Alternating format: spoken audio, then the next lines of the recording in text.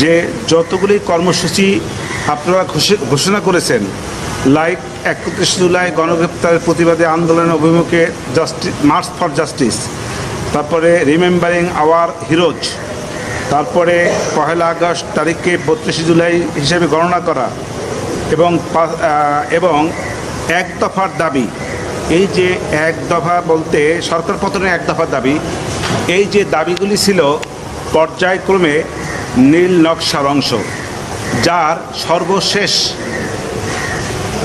যে বিষয়টা ছিল সেটা হলো এই: একটি বৈধ নির্বাচিত সরকারকে তার ক্ষমতা থেকে পদত্যাগ করানো বা অবৈধভাবে তাকে সরাইয়ে দেওয়ার জন্য যে সমস্ত পরিকল্পনা দীর্ঘদিনের ছিল সেইটিরই বহিঃপ্রকাশ। এবং আজকে যে সাক্ষ্য দিয়েছেন তিনি ছিলেন একজন সংগঠক, উনি সমন্বয়ক ছিলেন না, কিন্তু এই যে আন্দোলন সংগ্রাম ওনারা যারা যে আন্দোলন সংগ্রাম করেছেন এর যে সংগঠক হিসেবে উনি অত্যন্ত মুখ্য ভূমিকা পালন করেছেন। অতএব আমি মনে করি এই যে আন্দোলনটা তারা করেছিলেন সে আন্দোলনটা ছিল অবৈধ এবং বৈধ সরকারকে উৎখাতের জন্য। সেই প্রসঙ্গেই আমি তাকে, একটা মেটিকুলাস ডিজাইন ছিল, মেটিকুলাস ডিজাইনেরই অংশ হিসাবে এই আন্দোলনটা হয়েছে। এই গুলিগুলি তার নির্দেশে আমার শেখ হাসিনা, আমার যে আসামি শেখ হাসিনা স্বরাষ্ট্রমন্ত্রী, তাদের নির্দেশে হয় নাই, এটা তারা নিজেরাই যে কোনোভাবে হোক তৈরিকৃত একটি গুলির অংশ। এর সঙ্গে স্বরাষ্ট্রমন্ত্রী শেখ হাসিনা তারা কেউ জড়িত না।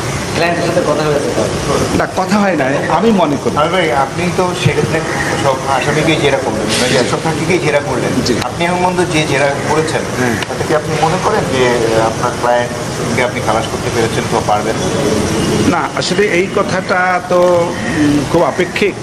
এই কথাটা বলা, সিদ্ধান্ত দেওয়া কোনোভাবেই বা অনুমান করা এটা ঠিক না, কারণ এই বিষয়টা হলো মাননীয় আদালতের। আমার স্যাটিসফাইড থাকে আমি মনে করি আমি মোটামুটি যেসব সাক্ষীদেরকে জেরা করেছি আমি ভালো জেরা করেছি, ভালো ভালো পয়েন্ট আমি আনতে পেরেছি। একটা জিনিস ক্রিমিনাল মামলা, একটা জিনিস স্বীকৃত, সেটা হলো এই যে হাজার কথা যদি আসামির বিরুদ্ধেও যায়, একটি কথাও যদি আসামির পক্ষে যায় এবং সেইটি যদি যৌক্তিক হয় এবং বিজ্ঞ আদালত যদি মনে করেন যে এই বিষয়টাকে যুক্তির নিরিখে বিচার করা যায়, তাহলে একটি পয়েন্টের উপরেও আসামিকে খালাস দেওয়া যায়। অতএব আমি বলছি না যে আমার আসামি খালাস পাবে, এ কথা নিশ্চিত, তবে পাবে না এ কথাও নিশ্চিত না।